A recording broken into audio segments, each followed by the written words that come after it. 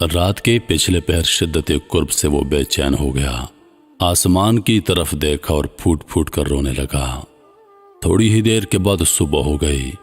سورج کی پہلی کرن چمکتے ہی اسے پہاڑوں اور صحراؤں کے سلسلے نظر آئے۔ سمندر کا کنارہ دیکھ کر اس کی خوشی کی کوئی انتہا نہ رہی۔ اس نے اپنے اندر بالکل نئی زندگی کا فروغ محسوس کیا۔ ساحل پر پہنچ کر بڑی مشکل سے اس نے اپنے آپ کو خشکی پر اتارا۔ نمکین پانی میں پڑے پڑے پاؤں شل ہو گئے۔ چلنے کی سکت باقی نہیں تھی، بازو بھی حرکت کے قابل نہیں تھے۔ کافی دیر تک سورج کی دھوپ میں سینکنے کے بعد جسم میں تھوڑی سی حرارت پیدا ہوئی اور رگوں کا خون گرم ہوا۔ دوپہر تک وہ چلنے پھرنے کے قابل ہو گیا۔ اب اسے بھوک ستا رہی تھی اور ذوف کا احساس دم بدم بڑھتا جا رہا تھا۔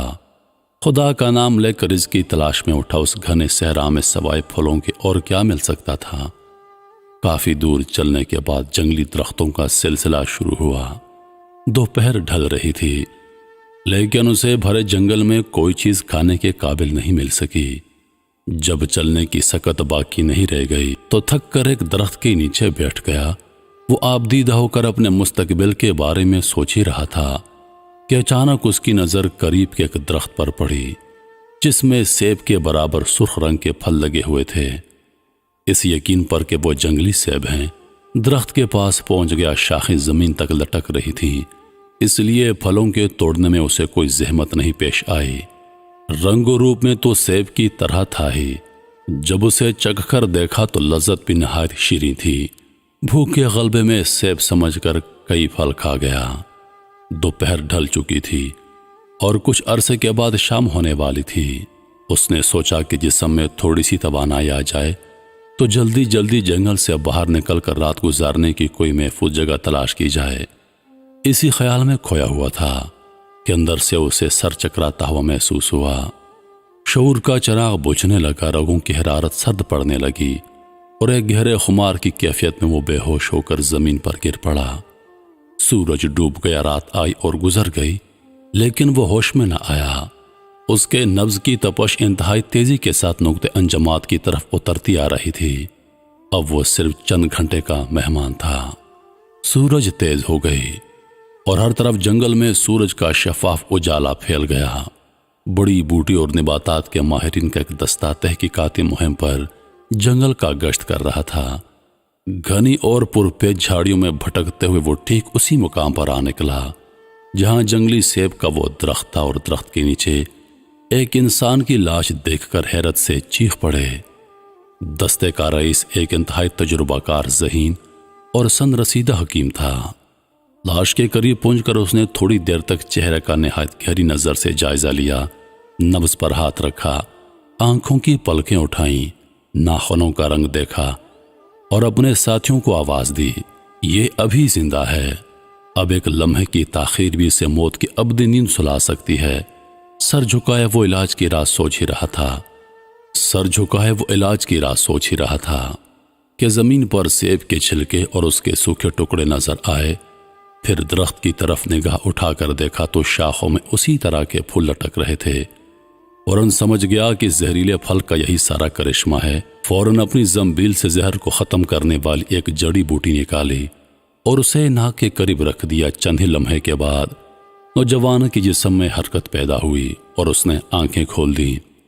حواس اب بھی اپنی جگہ پر واپس نہیں آئے تھے اور قوت گویائی بدستور معاف تھی۔ حکیم نے پھر اپنی زنبیل سے سبز رنگ کی 2-4 پتیاں نکالیں اور انہیں انگلیوں میں مسل کر ایک قطرہ حلق میں ٹپکایا۔ قطرے کا حلق سے اترنا تھا کہ نوجوان کو بڑے زور کی چھینک آئی اور اس کے بعد متلی کی سی کیفیت محسوس ہونے لگی۔ تھوڑی دیر کے بعد 2-4 کے ہوئی اور سارا زہریلا پھل پیٹ سے باہر آ گیا۔ اب اس کی طبیعت ہلکی پھلکی ہو گئی، ہوش و حواس بھی پلٹ آئے تھے۔ اسے گھنے جنگل میں اپنے ارد گرد انسانوں کو دیکھ کر بڑی حیرت ہوئی۔ کچھ کہنا چاہتا تھا کہ حکیم نے اشارے سے روک دیا اور کچھ وقفے کے بعد زنبیل سے ایک خاص قسم کے شربت کی بوتل نکالی اور گلاس میں ڈال کر نوجوان کی طرف بڑھاتے ہوئے کہا، اسے پی جاؤ۔ شربت پی جانے کے بعد اس کے جسم میں بجلی کی طرح ایک تازگی دوڑ گئی۔ ذوف و نکہت کا اثر ختم ہو گیا اور وہ تازہ دم ہو کر اٹھ بیٹھا۔ اب حکیم نے اس سے اس کا حال دریافت کیا۔ اس نے شروع سے آخر تک سارا ماجرا بیان کر دیا۔ حکیم اور اس کے ساتھیوں کو اس کی سرگزشت معلوم کر کے سخت حیرت ہوئی۔ سب سے زیادہ تعجب اس امر پر ہوا کہ شیروں، زہریلے سانپوں اور خونخوار درندوں کے اس گھنے جنگل میں رات بھر بے ہوش پڑا رہا اور اسے کسی طرح کا نقصان نہیں پہنچ سکا۔ حکیم اپنی ذہانت اور تفتیش و علاج کی کامیابی پر بے حد مسرور تھا۔ اس جنگلی پھل کے بارے میں بھی اسے ایک نیا تجربہ حاصل کر کے نہایت درجہ خوشی حاصل ہو گئی۔ حکیم کے ساتھیوں نے فوراً ایک خاص قسم کے پتے پر نوکے قلم سے اس درخت اور اس کے پھل کی تصویر بنائی اور اس کے نیچے لکھ دیا، یہ نشہ آور اور زہریلا پھل ہے۔ حکیم نے نوجوان کو بتلایا کہ سمندر کی آغوش میں ایک چھوٹا سا جزیرہ ہے، یہاں سے 3 پہر کی مسافت پر سمندر کے کنارے ہمارا شہر آباد ہے۔ میں تمہیں مشورہ دوں گا کہ کچھ دنوں کے لیے میری مہمانی قبول کر لو۔ اسپین کی طرف سے سوداگروں کے جہاز آتے جاتے ہیں، 1-2 مہینے کے بعد واپس چلے جانا۔ نوجوان نے حکیم کی درخواست قبول کر لی اور اس کے ہمراہ چلنے پر راضی ہو گیا۔ آج ایک نئے عرصے کے بعد انسانوں کی آبادی کے قریب پہنچ کر نوجوان بے حد مسرور تھا۔ نامعلوم خوشی سے چہرہ پھول کی طرح کھلا جا رہا تھا۔ درختوں کے جھاڑ میں ایک خوبصورت عمارت کی طرف دور سے اشارہ کرتے ہوئے حکیم صاحب نے بتایا، وہی میرا غریب خانہ ہے۔ باغ میں داخل ہوتے ہی حکیم نے اپنی اکلوتی بیٹی فارنیا کو آواز دی۔ دوسرے ہی لمحے ایک زہرہ جمال، لالا رخ، سراپا قیامت دوشیزہ سامنے کھڑی تھی۔ حکیم نے کہا، بیٹی، آج میں اپنے ہمراہ ایک معزز مہمان لے کر آیا ہوں۔ اس کی زندگی کی کہانی نہایت حیرت انگیز ہے۔ کئی بار موت کی بھرپور گرفت سے اس نے نجات حاصل کی ہے۔ اپنی قوت ارادی کا بے مثل انسان ہے یہ۔ نوجوان نے مداخلت کرتے ہوئے کہا، ہم لوگ قوت ارادی کو ایمان سے تعبیر کرتے ہیں۔ حکیم کی بات ابھی پوری نہ ہوئی تھی کہ اس نے اپنی بیٹی کے ساتھ ناتمام گفتگو کا سلسلہ پھر سے جوڑا۔ میں تمہاری ذہانت اور سلیقہ مندی سے امید رکھتا ہوں کہ اپنے معزز مہمان کی خاطر مدارت میں کسی طرح کی کوتاہی نہیں کرو گی۔ فارنیا نے پہلی مرتبہ مردانہ حسن کا ایک سیر حلال دیکھا تھا۔ نوجوان پر نظر پڑتے ہی اس سے محبت ہو گئی۔ آفتاب کی آخری کرنیں پہاڑوں کی چوٹیوں سے رخصت ہو رہی تھیں۔ نوجوان نے حکیم سے کہا، سورج ڈوبنے کے بعد پھر میری عبادت کا وقت شروع ہو جائے گا۔ زحمت نہ ہو تو آپ ہمیں کسی چشمے کا پتہ بتا دیجئے تاکہ ہم آزادی کے ساتھ اپنے طریقے پر ہاتھ منہ دھو کر اپنے مالک کا فریضہ بندگی ادا کر لیں۔ حکیم نے جواب دیا، چشمہ تلاش کرنے کی کیا ضرورت ہے؟ اسی باغ میں نہایت صاف اور شفاف تالاب موجود ہے۔ وہیں پر سنگ مرمر کی چٹان بھی ایک طرف بچھی ہوئی ہے۔ نوجوان نے تالاب میں پہنچ کر وضو کیا اور نہایت محبت کے ساتھ نماز مغرب ادا کی۔ عشاء تک تسبیح و تلاوت میں مشغول رہا۔ عشاء کی نماز سے فارغ ہو کر مہمان خانے کی طرف واپس لوٹ گیا۔ فرینا کے لیے نوجوان کی ہر چیز نئی اور جاذب نظر تھی۔ جب تک وہ نماز میں مصروف رہا، دورے گوشے میں چھپ کر نہایت حیرت سے اس کی نشست و برخاست کا تماشا دیکھتی رہی۔ رات کے کھانے سے فارغ ہو کر مہمان خانے میں اس کے آرام کا انتظام کر دیا گیا۔ دوپہر رات ڈھل جانے کے بعد نوجوان خاموشی کے ساتھ اپنے بستر سے اٹھا، تالاب میں وضو کیا اور نماز تہجد کی روح پرور عبادت میں مصروف ہو گیا۔ تسبیح و ورد اور گریہ و مناجات میں ساری رات کٹ گئی۔ نماز صبح سے فارغ ہو کر دن چڑھتے ہی تلاوت قرآن پاک میں مشغول رہا۔ ظہر کے بعد سے نماز تلاوت کا سلسلہ شروع ہو گیا اور عشاء کے بعد تک جاری رہا۔ نوجوان کے شب و روز کا یہی معمول تھا۔ کئی دن ہو گئے اسے حکیم کے گھر مہمان ہوئے، لیکن فورنیا سے کبھی اس کی نگاہ اوپر نہیں اٹھی۔ کبھی اس نے فارینا سے مخاطب ہونے کا کوئی موقع نہیں آنے دیا۔ اب رفتہ رفتہ فارینا کا دل بوجھل ہوتا جا رہا تھا۔ آتش شوق میں سلگتے ہوئے وہ اکثر سوچا کرتی تھی، ظالم آدمی ہے یا پتھر کی چٹان؟ ہزاروں دیوانے میرے جلوہ حسن کی پرستش کے لیے تیار ہیں اور یہ ایک نظر دیکھنے کا رواداد نہیں ہوتا۔ کیا میرے تلسم و جمال کا سحر اب بے اثر ہو گیا؟ دلوں کے کشور میں میرے فتنہ شباب کی غارت گری کیا بلا وجہ مشہور ہے؟ نہیں، ایسا نہیں ہے۔ میری اشوا ترازیوں کی تلوار زنگ آلود نہیں ہوئی، میری ترکش کا تیر آج بھی بے خطا ہے، میری حشر برپا رنائیوں میں کوئی تغیر واقع نہیں ہوا۔ یہی شخص انسانوں کی پرسوز فطرت سے محروم نظر آتا ہے۔ پھر سوچتی ہے، نہیں، میرا خیال غلط ہے، یہ کوئی بہت اونچے کردار کا آدمی ہے۔ اسی نوجوان لڑکی پر نگاہ اٹھانا شریف انسانوں کا ہرگز شیوا نہیں ہوتا، لیکن ہوش کے شیطان پر فتح پانے والے نوجوان آج کہاں ہیں؟ ہو سکتا ہے اس کا چہرہ مہرا انسانوں جیسا ہو، لیکن فطرت یقیناً فرشتوں کی طرح ہو۔ چند ہی دنوں کی مدت میں نوجوان کی پارسائی، شرافت اور نیک نامی کا چرچا سارے شہر میں پھیل گیا، لیکن خود اس کے دل کی لذتوں کا کیف ساری دنیا سے نرالا تھا۔ اسے اسلام عزیز تھا، اسلام کی برتری اور نیک نامی عزیز تھی، اور بس۔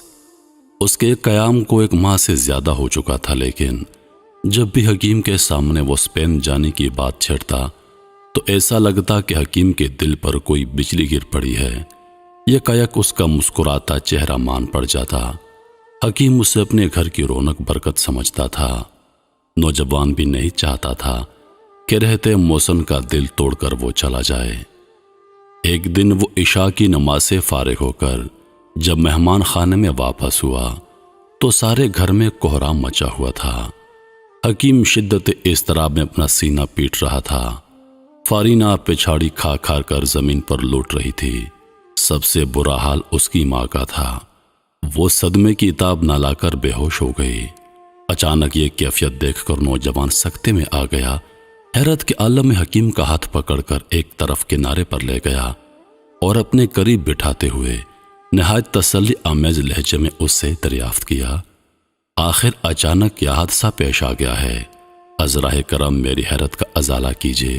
یک بیک یہ کیسی قیامت ٹوٹ پڑی ہے، مجھے فوراً بتائیے۔ کافی دیر کے بعد حکیم نے اپنے اضطراب کی شدت اور بے تحاشا رونے کی کیفیت پر قابو پایا اور بلبلاتی آواز میں رک رک کر ایک حیرت افزا اور انسانیت سوز واقعے کی اطلاع دی۔ کافی دیر تک نوجوان حیرانی کے عالم میں حکیم کی بے چینیوں پر قابو پانے کی کوشش کرتا رہا۔ اس حقیقت کا سراغ لگانے کے لیے اس کے دل کا اضطراب دم بدم بڑھتا جا رہا تھا کہ بغیر کسی ظاہری سبب کے گھر میں ہر طرف کوہرام کیوں مچا ہوا ہے۔ غم کا تلاتم کچھ سکون پذیر ہوا تو حکیم نے حیرت انگیز داستان سنانا شروع کر دی۔ ہمارا یہ شہر جو عین سمندر کے ساحل پر آباد ہے، اس سے پہلے 9 بار سمندر کے ہولناک تلاتم میں غرق ہو چکا ہے۔ جب اس شہر پر تباہی آئی، یہاں کے باشندے اپنی املاک جائیداد چھوڑ کر پیچھے ہٹتے گئے اور اس یقین کی نشاندہی پر دوسری جگہ ایک نیا شہر آباد کیا۔ یہ مقام سمندر کی زد سے باہر ہے، لیکن ہائے افسوس کہ چند سال پہلے جب شہر کی آبادی شباب پر پہنچ گئی تو اچانک سمندر کی لہریں قیامت کی طرح سر اٹھائے ہوئے شہر کی پناہ دیواروں سے ٹکرانے لگیں، اور چند گھنٹے گزرنے کے بعد سارا شہر سمندر کی بلاخیز موجوں کے نیچے صفحہ ہستی سے غائب ہو گیا۔ 10ویں بار جب جزیرے کی سب سے اونچی سطح پر یہ شہر آباد کیا گیا تو ایک جادوگر نے بتایا کہ سمندر کے ساحلی علاقے پر ایک دیو کا قبضہ ہے۔ وہ کبھی یہاں کے باشندوں کو چین سے رہنے نہیں دے گا۔ یہ معلوم کر کے شہر کے راجا نے اب جادوگر سے درخواست کی کہ وہ کوئی بھی ایسی تدبیر عمل میں لائے جس سے شہر کا مستقبل محفوظ ہو جائے۔ جادوگر نے کئی دن کی محنت اور غور و فکر کے بعد راجا کو بتایا کہ اس کی ایک ہی تدبیر ممکن ہے، اگر اسے عمل میں لانے کا وعدہ کیا جائے تو میں بتاؤں۔ راجا نے دوسرے دن شہر کے تمام لوگوں کو جمع کر کے انہیں ساری تفصیل بتائی اور دریافت کیا کہ اگر آپ لوگ اجازت دیں تو میں جادوگر سے وعدہ کر لوں۔ ہر طرف سے آواز آئی کہ شہر کے مستقبل کا تحفظ ہمارے مفاد سے بالاتر ہے، ضرور وعدہ کر لیا جائے۔ راجا کے وعدہ کر لینے کے بعد جادوگر نے بتایا کہ سمندر کے اندر 40 قدم کے فاصلے پر جس طرح بھی ممکن ہو پانی میں ایک مندر بنایا جائے اور اس کے دروازے کا رخ مغرب کی طرف ہو۔ مندر کی تعمیر مکمل ہو جانے کے بعد ہر 6 مہینے پر شہر کی سب سے حسین لڑکی منتخب کر کے عین 14ویں رات میں مندر کے اندر منتقل کر دی جائے۔ صبح کے وقت اس کی مردہ لاش، جس کی دوشیزگی زائل ہو چکی ہوگی، مندر سے نکال کر سمندر میں بہا دی جائے۔ چونکہ راجہ قوم کی طرف سے زبان کر چکا تھا، اس لیے دل پر جبر کر کے لوگوں نے جادوگر کی اس تجویز کو قبول کر لیا۔ حکیم نے سلسلہ بیان جاری رکھتے ہوئے کہا، اس واقعے کو 20 برس سے زیادہ ہو چکے ہیں۔ اس وقت سے لے کر آج تک ہر 6 مہینے پر شہر کی حسین و جمیل لڑکی سمندری دیو کی بھیڑ چڑھائی جاتی ہے۔ راجدھانی میں دوشیزاؤں کے انتخاب کے لیے باضابطہ ایک محکمہ کھول دیا گیا ہے۔ سن بلوغت کو پہنچنے کے بعد محکمے کے دفتر میں شہر کی ہر خوبصورت لڑکی کا نام اندراج کروا دیا جاتا ہے۔ دستور کے مطابق ہر 6 مہینے پر چاند کی 12 تاریخ کو قراندازی کے ذریعے جان اور عصمت کی بھیڑ چڑھانے کے لیے شہر کی دوشیزاؤں میں سے کسی ایک کا انتخاب عمل میں آتا ہے۔ یہاں پہنچ کر حکیم کے جذبات میں حرکت انگیز تلاطم کی کیفیت پیدا ہو گئی۔ آنکھیں ڈبڈبا آئیں، صبر و شکیب کا دامن ہاتھ سے چھوٹنے لگا۔ غم کی چوٹ ضبط نہ ہو سکی تو منہ سے چیخ نکل پڑی۔ نوجوان نے غم گسار ہمدردیوں کے ساتھ اسے تسلی دی۔ کافی دیر کے بعد جب کچھ افاقہ ہوا تو حکیم سے سوال کیا، تمہاری اس پوری داستان میں ہمارے اس سوال کا جواب کہیں نہیں ہے کہ بغیر کسی ظاہری سبب کے اچانک تمہارے یہاں صف ماتم کیوں بچھی ہے؟ حکیم نے تھر تھرائی ہوئی آواز میں جواب دیا، وہی بات تو منہ سے نکلتی نہیں ہے۔ جب سوچتا ہوں تو کلیجہ پھٹ جاتا ہے۔ تم جانتے ہو میری بیٹی جوان ہو گئی ہے، مجھے کتنی لاڈلی ہے وہ۔ ہمارے چمنستان کی آرزو کی تنہا وہ ایک مہکتی کلی ہے۔ اس کے چہرے کی روشنی سے میرے گھر میں امیدوں کا چراغ جلتا ہے۔ ہائے، اب ہم اس کے بغیر کیسے زندہ رہیں گے؟ نوجوان نے حیرت سے پوچھا، خدا خیر کرے، اچانک اسے کیا ہو گیا ہے؟ بڑی مشکل سے ڈوبے جذبات میں یہ الفاظ حکیم کے منہ سے نکل سکے۔ آج شام کو محکمے کا آفیسر یہ اطلاع دے کر گیا ہے کہ اس مرتبہ قرآن تازی میں فارینہ کا نام نکل آیا ہے۔ کل 14ویں رات کی چاندنی میں ریاست کی پالکی دروازے پر لگ جائے گی۔ اسے دلہن کی طرح بنا سوار کر پالکی میں بٹھا دیا جائے گا۔ ہائے میری فارینہ، یہ الفاظ فضا میں گونجے اور حکیم صدمے کی شدت سے بے تاب ہو کر بے ہوش ہو گیا۔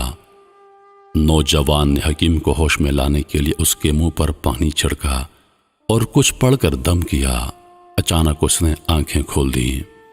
جب کچھ طبیعت سنبھل گئی تو نوجوان نے اسے اپنے قریب بٹھایا اور دل کی اتھاہ ہمدردیوں کے ساتھ اس سے یوں مخاطب ہوا، میرے محسن، تمہارا غم مجھ سے نہیں دیکھا جاتا۔ میں کبھی گوارا نہیں کر سکتا کہ میرے ہوتے ہوئے تمہاری خوشی کا چمن اجڑ جائے۔ یقین رکھو، اپنی جان کی بازی لگا کر میں تمہاری مسرتوں کو واپس لانے کی بھرپور کوشش کروں گا۔ صرف میری ایک پیشکش قبول کر لو۔ تو ہی 4 جملوں میں حکیم کا چہرہ امید کی کرن سے چمک اٹھا۔ حیرت و مسرت کی ملی جلی کیفیت میں نوجوان سے دریافت کیا، میں تمہارے حکم کی تعمیل کس طرح کر سکتا ہوں؟ تمہیں صرف اتنا کرنا ہوگا کہ کل چاندنی رات میں جب پالکی دروازے پر لگ جائے تو اپنی فارینہ کے عوض مجھے اس میں بٹھا دینا۔ حکیم نے آواز کا تیور بدلتے ہوئے کہا، ایسا ہرگز نہیں ہو سکتا۔ فارینہ کے جنازے پر آنسو بہا کر میں صبر کر سکتا ہوں، لیکن اپنی غیرتوں کی لاش پر تابع زیست مجھے ماتم کرنا ہوگا۔ میں کبھی اسے برداشت نہیں کر سکوں گا کہ بیٹی کی زندگی پر اپنے معزز مہمان کو بھیڑ چڑھاؤں۔ اپنے دامن پر ایک مقدس مسافر کے خون کا دھبا میں ہرگز قبول نہیں کروں گا۔ نوجوان نے مسکراتے ہوئے کہا، میرے غم گسار میزبان، میں تمہیں اندھے اعتقاد کی تاریکی سے باہر نکالنا چاہتا ہوں۔ میرے ہاتھوں میں یقین کی جو تلوار ہے، اس کی کاٹ سے تم واقف نہیں ہو۔ اس تلوار سے چشم و زدن میں بڑی بڑی باطل قوتوں کا سر میں نے قلم کر کے رکھ دیا ہے۔ شاید ابھی تم میری باتوں کا اعتبار نہ کر سکو، لیکن گرہ باندھ لو کہ صبح کے وقت مندر کا دروازہ کھلتے ہی تمہاری آنکھوں کی پٹی کھل جائے گی۔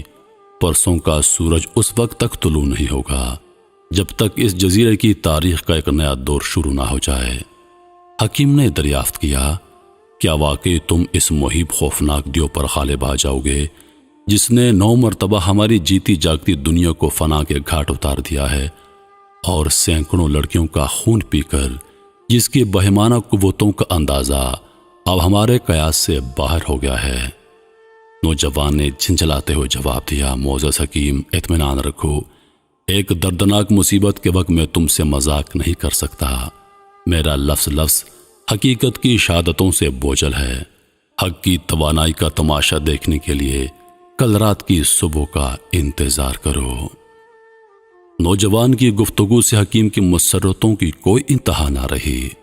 امیدوں کے نشے میں سرشار ہو کر اٹھا اور گھر کے صحن میں 2 تڑپتی جانوں کو یہ بات بتائی۔ ایک خوشگوار امید کے سہارے سے حکیم اور اس کی بیوی کے غم کا طوفان تھم گیا، لیکن فارینہ کی رات انتہائی بے چینی میں گزری۔ نوجوان کے لیے ایک نامعلوم اضطراب کی آگ رہ رہ کر اس کے دل میں بھڑک رہی تھی۔ اسے خطرے کا نشانہ بنا کر اپنی سلامتی کی قطعاً وہ کوئی خوشی محسوس نہیں کر رہی تھی۔ اسی طرح وہ کوشش کر رہی تھی کہ نوجوان کو کسی طرح اپنے ارادے سے باز رکھا جائے، لیکن نوجوان کے آہنی عزم کے سامنے اب کسی کی زبان نہیں کھل سکتی تھی۔ آج 14ویں رات تھی، لیکن شام ہی سے فضاؤں میں سوگوار اداسیوں کا یہ سایہ مسلط ہو گیا تھا۔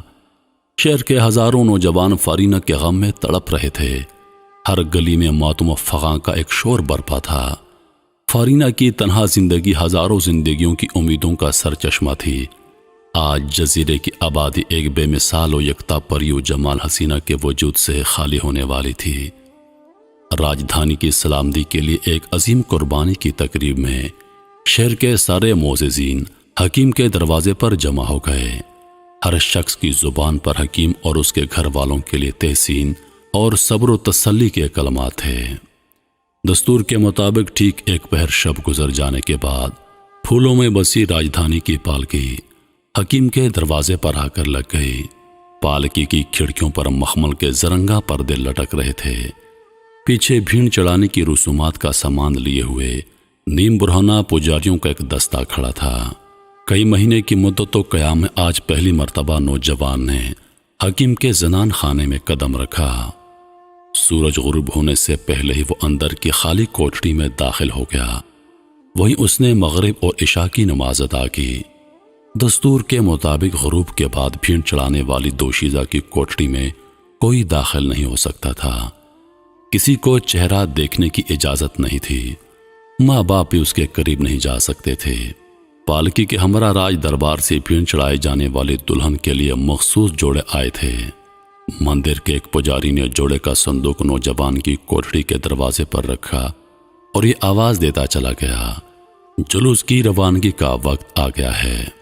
نوجوان نے وہ کپڑے پہنے، اچھا سا نقاب کیا، اچھی سی چادر لی اور جا کر پالکی میں بیٹھ گیا۔ جیسے ہی پالکی اٹھی، حکیم کا پیمانہ ضبط ٹوٹ گیا۔ آج ایک پردیسی مہمان کے جذبہ اخلاص اور وفا کا آخری امتحان تھا۔ انجام کے اندیشے سے بے ساختہ اس کے منہ سے چیخ نکل پڑی۔ صبر و تسلی دینے والے احباب پہلے ہی سے تیار کھڑے تھے۔ فارینہ اپنے گھر میں موجود تھی۔ شام ہی سے اسے کسی محفوظ جگہ پر منتقل کر دیا گیا۔ حکیم کی بیوی بھی نوجوان کی فداکاری پر اپنا سر پیٹ رہی تھی۔ پالکی شہر کی شاہراہوں سے گزرتی سمندر کے ساحل کی طرف بڑھ رہی تھی۔ ایک رات پہر گزر جانے کے باوجود تمام راستوں پر تماشائیوں کے ٹھٹھ لگے ہوئے تھے۔ جذبہ عقیدت میں ہر طرف سے پھولوں کی بارش ہو رہی تھی۔ تماشائیوں کا یہ ہجوم سمندر کے ساحل تک پالکی کے ہمراہ چلتا رہا۔ مندر تک لے جانے والے راستے کے سرے پر پہنچ کر پالکی زمین پر رکھ دی گئی اور ہجوم کو الٹے پاؤں رخصت کر دیا گیا۔ پالکی کا دروازہ اٹھا کر آواز دی گئی، پالکی سے اتر آؤ، یہاں سے مندر تک پیدل چلنا ہوگا۔ سر سے پاؤں تک چادر لپیٹے منہ چھپائے نوجوان باہر نکلا اور مندر میں داخل ہو گیا۔ مندر میں داخل ہو جانے کے بعد نوجوان نے زنانہ لباس اتار کر باہر پھینک دیا۔ چاندنی رات میں کھلی کھڑکیوں سے سمندر کی خوفناک لہروں کا طوفان صاف دکھائی پڑتا تھا۔ رات کی تنہائی، سناٹے کا عالم اور منٹ منٹ پر بلاخیز موجوں کے تصادم کی آواز دل کو دہلا دینے کے لیے کافی تھی، لیکن نوجوان بالکل پرسکون تھا۔ ساری رات وہ عبادت کرتا رہا، نوافل پڑھتا رہا، اللہ کے حضور گڑ گڑاتا رہا۔ کفر و طغیان کے چڑھتے سمندر کا غرور توڑنے کے لیے اس کی آنکھوں میں غیرت حق کا جلال امنڈ رہا تھا۔ اس کے خون کے قطرے قطرے میں یقین کی توانائی جاگ اٹھی۔ جیسے ہی رات زلف سیاہ کمر سے نیچے ڈھلک کر آئی، اچانک سمندر کی فضا ایک بھیانک ماحول میں تبدیل ہونے لگی۔ نوجوان بھی ایمان و یقین کے بپھرے ہوئے تیور کے ساتھ اٹھا اور سمندر کی طرف رخ کر کے کھڑا ہو گیا۔ کچھ ہی لمحے کے بعد دور سمندر کی سطح پر پہاڑ کی طرح کوئی بھاری بھرکم سایہ اسے حرکت کرتا ہوا نظر آیا۔ جیسے جیسے وہ قریب ہوتا جا رہا تھا، نوجوان کے یقین کی تلوار بے نیام ہوتی جا رہی تھی۔ پلک جھپکتے ایک نہایت مہیب اور بھیانک دیو سامنے کھڑا تھا۔ آنکھوں سے چنگاری برس رہی تھی، ماتھے پر سینگ کی طرح دو نکیلی برچھیاں کھڑی تھیں۔ نگاہیں دو چار ہوتے ہی نوجوان نے بآواز بلند آیت الکرسی شریف کی تلاوت شروع کر دی۔ قرآن کی جلالت شان سے سمندر کا کلیجہ دہل گیا اور توحید الہی کی وجہ سے فضا بوجھل ہو گئی۔ اب نوجوان کی آواز دم بدم تیز ہوتی جا رہی تھی۔ ایک صفے شکن مجاہد کی طرح ہاتھوں میں قہر الہی کی تلوار لیے وہ دیو کو ہلاک کر دینے پر تل گیا تھا۔ ایمانی جلال کے تیور میں ڈوبے ایک ہی نعرہ تکبیر نے افریت کا کلیجہ شک کر دیا۔ چمکتی آنکھوں سے ایک چنگاری اڑی اور سمندر کی فضا دھوئیں سے بھر گئی۔ ایک مرد مومن کی روحانی توانائیوں نے سمندر کے خوفناک دیو کا کام ہمیشہ کے لیے تمام کر دیا، جو کئی سالوں سے انسانی آبادیوں کا خون چوس رہا تھا۔ ایمان کی مخفی طاقتوں کے آگے اس کی خدائی کا سارا طلسم ٹوٹ کر رہ گیا۔ بے ساختہ نوجوان کی پیشانی سجدہ شکر کے لیے جھک گئی۔ اسے سب سے زیادہ خوشی اس بات کی تھی کہ قرآن کے وعدوں پر اس کے یقین کو ایک نئی زندگی مل گئی تھی۔ شہر والوں کے لیے اس طرح کی 14ویں راتیں نئی نہیں تھی، سینکڑوں بار گزر چکی تھی۔ شہر کی تاریخ میں نوجوان دوشیزاؤں کی لاشوں کا انبار لگ چکا تھا۔ اب اس طرح کی راتوں میں سوائے گھر والوں کے کسی کے یہاں بھی کوئی خاص اضطراب محسوس نہیں کیا جاتا تھا۔ آج بھی ساری رات حکیم کے گھر پر ایک کوہرام برپا تھا۔ کسی کی آنکھوں میں نیند نہ آئی۔ سب سے زیادہ بے چین فارینہ تھی۔ اسے رہ رہ کر نوجوان کا خیال ستا رہا تھا۔ رات ڈھل جانے کے بعد اس کا اضطراب ناقابل برداشت ہو گیا تھا، کیونکہ سمندری دیو کے آنے کا یہی وقت ہوتا تھا۔ وہ بار بار سوچتی کہ نوجوان پر کیا گزری ہوگی۔ صبح کا اجالا جب ہر طرف پھیل گیا اور لوگوں کی آمد و رفت کا سلسلہ شروع ہو گیا تو راجا کے کارندے حکیم کے گھر پر موجود ہو گئے، کیونکہ دستور یہ تھا کہ لڑکی کا باپ ہی صبح کے وقت مندر کا دروازہ کھولتا اور وہیں اس بے جان لاش کو مندر کے باہر پجاریوں کے حوالے کرتا، وہ اس کی آخری رسومات ادا کریں۔ سوائے حکیم اس کی بیوی اور فارینہ کے سارا شہر یہی جانتا تھا کہ دیو کی بھیڑ چڑھ جانے کے لیے قراندازی میں فارینہ کا نام نکلا تھا۔ پالکی میں اسی کو مندر تک پہنچایا گیا تھا۔ مندر کی حدود سے باہر ہزاروں تماشائیوں کا ہجوم شہر کی سب سے دوشیزہ لڑکی کی لاش دیکھنے کے لیے آیا تھا۔ مندر کے دروازے پر پہنچ کر پجاری رک گئے۔ حکیم نے کانپتے ہوئے ہاتھوں سے مندر کا دروازہ کھولا۔ اب دروازہ کھولتے ہوئے اس کا دل دھڑک رہا تھا کہ معلوم نہیں نوجوان کا کیا انجام ہو گیا ہوگا۔ ہمت کر کے جو ہی دروازہ کھولا، یہ حیرت انگیز منظر دیکھ کر ہکا بکا رہ گیا کہ نوجوان سامنے کھڑا مسکرا رہا تھا۔